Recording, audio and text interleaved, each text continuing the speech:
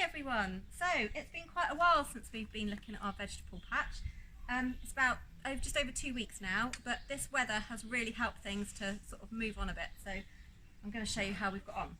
So the tomatoes that were growing inside are now planted out in here. Now, might seem like we haven't got very many there. We've just got the 3 plants, but they will get about this high, they'll get about this bushy, and have loads and loads of tomatoes on them. So we need to keep them spaced out.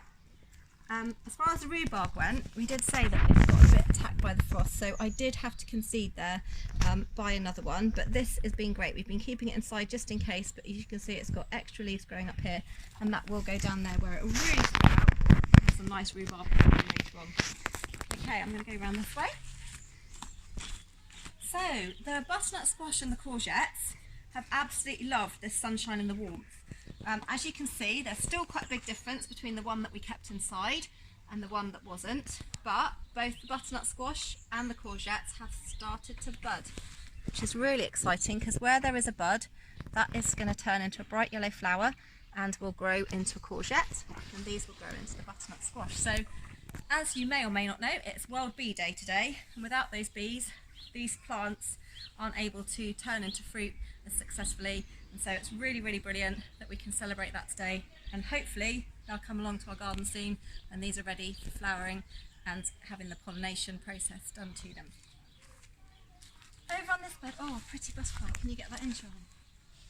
So lovely. Gorgeous. Okay, sorry, a bit of distraction there, but a very pretty distraction. So here, finally, we've had some progress. I'm a bit excited. That lovely warm weather again has made a difference. It doesn't look amazing at the moment, but trust me, in a few weeks' time it will really start to pick up. The potatoes growing taller and taller, covering up further around the soil to encourage those extra potatoes to grow. The leeks haven't quite come up just yet, although there's a couple of signs of them starting to come through. But the carrots, finally, our lovely carrots, have had some success. So these aren't the ones on the paper strip. These ones, if you remember, were the only ones that came through on our paper strip. But all along here, as you can see, the carrots are finally starting to come up, which is great because there's nothing better than a tasty fresh carrot just pulled straight from the ground.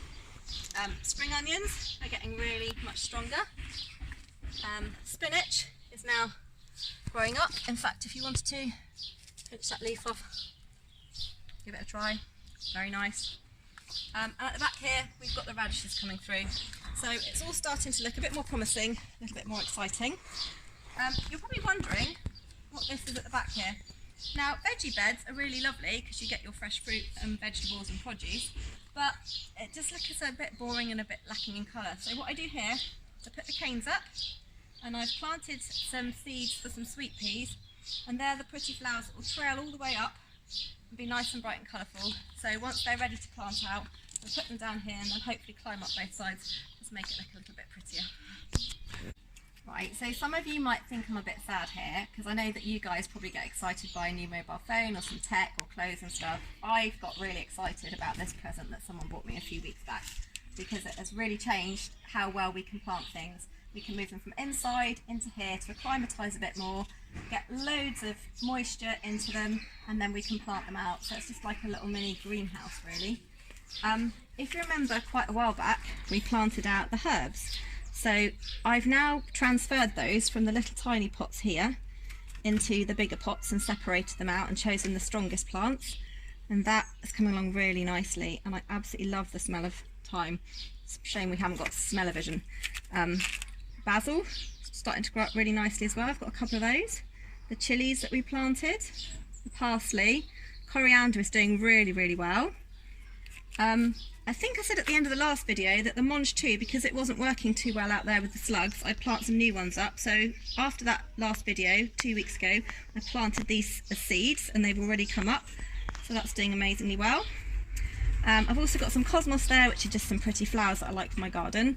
And I did buy a cucumber plant, which was probably about this big when I bought it. And again, it's absolutely thrived in here. And going back to the veggie beds at the back of them, these are the sweet peas. So really tiny pea-shaped seeds I've planted a couple of seeds in each pot, and these will grow up unbelievably, like really tall, climbing up the back of those climbers and have pretty flowers on. But I'm not going to plant them out just yet because they need to be a bit stronger so they can survive those slugs.